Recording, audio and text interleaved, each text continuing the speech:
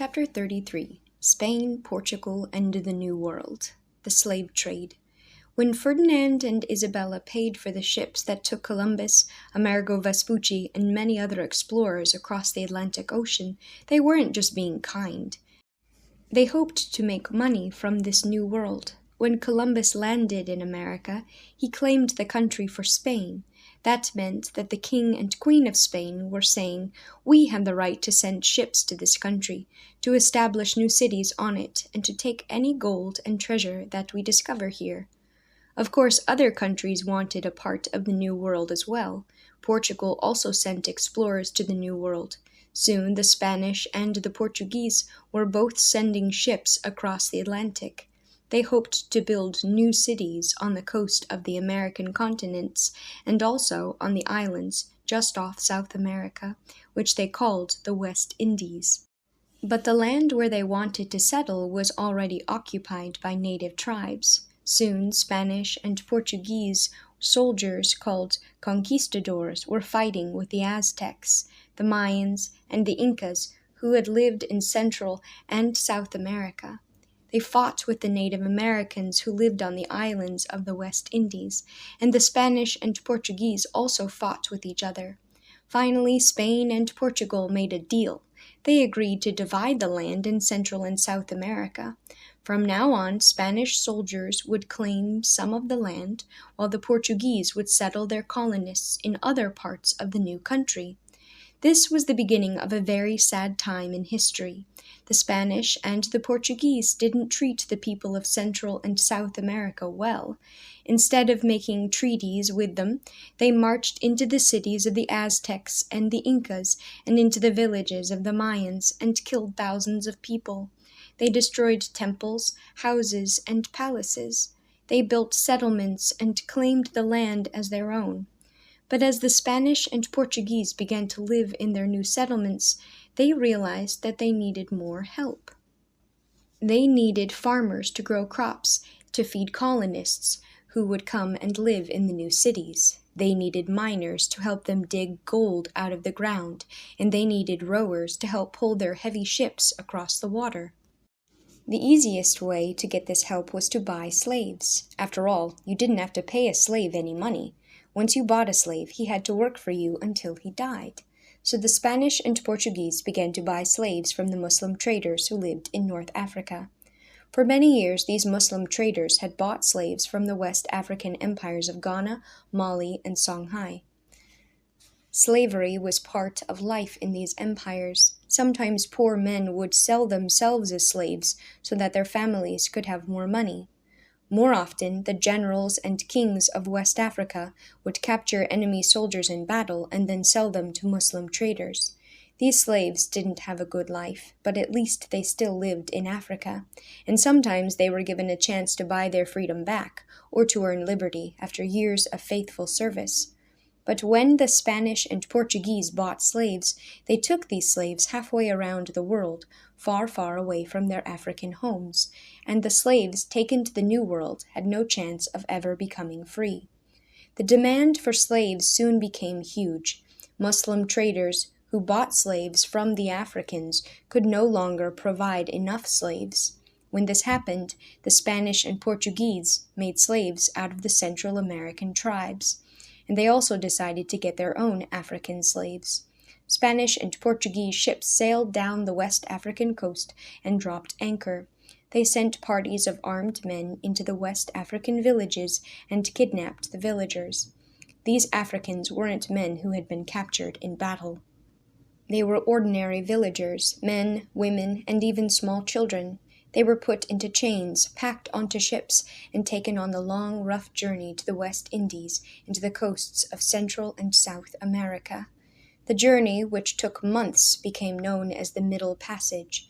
Slaves on the Middle Passage weren't allowed up on the decks of the ships, so they went for months without any fresh air or sunshine. They weren't given enough to eat or drink. Many died on the long, wretched journey, and when they did arrive in the New World, they were forced to work without any hope of ever escaping this new and horrible life. The slave trade helped the Europeans to build new, wealthy colonies in the New World, but it also killed hundreds of thousands of West Africans. and it even turned the West African people against each other. Some West African tribes realized that they could make a lot of money by selling other Africans as slaves, so they began to kidnap members of other West African tribes to sell to the white slave traders. The slave trade continued for over 200 years. You see, at this time in history, many people in Europe believed that people with dark skin weren't as human as people with light skins. They thought of dark-skinned people the way you or I would think of a horse or a dog. So Europeans often treated the brown-skinned people of South America and the black-skinned people of West Africa as if they were not really human at all. Cortez and Montezuma. When the Spanish came to Central America, they discovered that the Aztecs were already ruling an empire there. Before the Spanish conquistadors could settle down, they would have to conquer the Aztecs, and the Aztecs were skillful, fierce warriors. But when the Spanish first arrived, the Aztecs didn't realize they were being invaded. They thought they were being visited by the gods. The story starts when a Spanish adventurer named Hernán Cortez came to the West Indies, the islands east of Central America. He had hoped to find his fortune in the Spanish colonies there, but he was disappointed. There wasn't very much money in the West Indies. But Cortez heard rumors that over on the mainland of Central America, a fantastically wealthy king ruled over a city with streets made of gold and walls made of jewels. So Cortez collected a band of soldiers to go with him, loaded Spanish war horses onto a ship, and sailed to the coast of Central America. When his ship anchored, the tribes who lived near the water came out to see who these new visitors were. But when Cortez and his men unloaded their horses from their ships and rowed them ashore, the Indians scattered in terror. They had never seen horses before. They thought each horse and rider was a huge monster with 6 feet, 2 arms, and 2 heads. These Indians spread the word all through the mainland. Monsters are coming. Perhaps they are the gods. And Cortez and his men plunged into the Central American jungles, searching for the city of gold. They came closer and closer to the edge of the Aztec Empire. The Aztecs who lived on the border of the empire weren't entirely sure who these visitors were, so they came out with gifts for Cortez and his men, wheels of gold as high as a man's waist, golden shields, and buckets of gold dust. When Cortez saw these gifts, he was more convinced than ever that great treasure was just beyond his reach.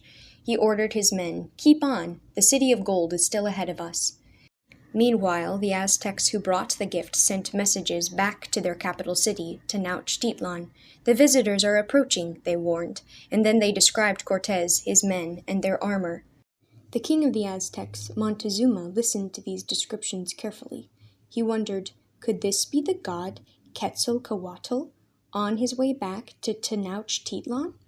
Ancient Aztec prophecies said that the god Quetzalcoatl would return 500 years after leaving his people, and according to the Aztec calendar, the 500 years was almost up.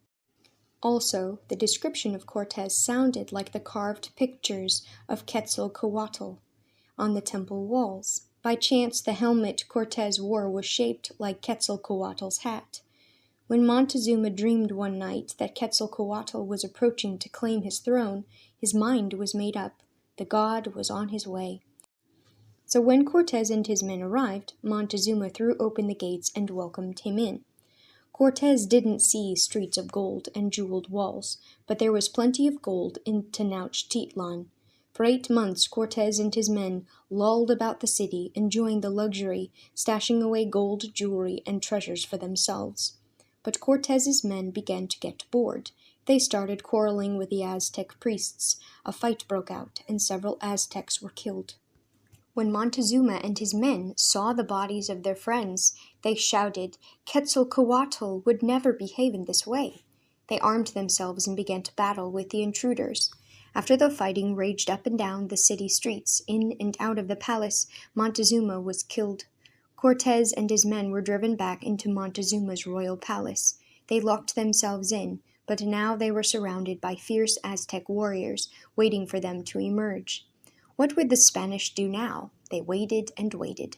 They waited for days inside the palace. Late one night, one of the lookouts hissed, "The square around the palace is empty." Cortez peered out. Sure enough, the streets were still. The city seemed to be deserted. Perhaps another war had drawn the Aztec warriors away. Cortez and his men stuffed their pockets with all the gold they could carry and tiptoed out of the palace. Around them the city lay quiet beneath a bright moon. They hurried along the stone-paved streets towards the nearest gate. The gate was open, but the timbers that would fill the moat were missing. Water stretched between their feet and the beginning of the raised road that led to the lake shore. "Quick!" Cortez hissed. "Find wood, anywhere you can. Let's build a bridge." Their hands shaking with haste, the men ripped wood from nearby buildings and built a makeshift bridge. They lowered it over the gap and began to file across. Suddenly they heard a whoop. The water around them was filled with canoes, and each canoe had an armed Aztec warrior in it. They had walked into the Aztec trap. The Spaniards tried to fight back, but they were so weighted down with gold that the ones who fell into the water of Lake Texcoco drowned. Only Cortez and a few of his best soldiers escaped. They limped back to the ocean under the cover of dark and pushed their ships back out into the water. Cortez had to return to the West Indies beaten. But he wasn't finished yet.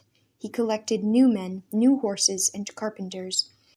With this fresh force he sailed back over the shore of the mainland and marched back towards Tenochtitlan. On his way, he convinced other tribes to join him in his war against the Aztecs. Many of the villages who lived near Aztec land had been raided by Aztec warriors, who kidnapped their young men and women and took them back to Tenochtitlan for human sacrifices.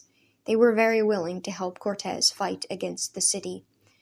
When Cortez arrived at Lake Texcoco, he had his carpenters build 12 small warships right there on the shore of the lake. He loaded these ships with soldiers and launched them into the water.